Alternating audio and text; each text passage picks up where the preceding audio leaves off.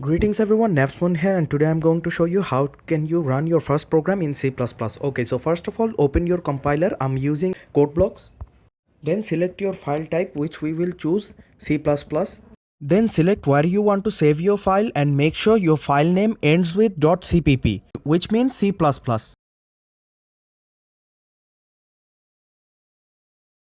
Now start with hashtag include less than iOS stream, then greater than. This line includes the iOS stream header files. It allows the program to use input and output features like cout and cin for taking input. Then write using namespace std, then put a semicolon. This tells the compiler to use the standard namespace. Because of this, you can write cout. Then write the main function. The program executes from here.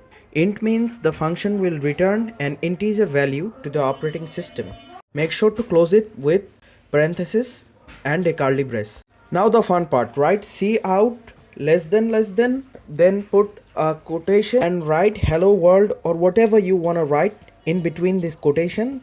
Then end the line with a semicolon and end the curly brace. Now boom, you can run it. Subscribe my channel for more videos.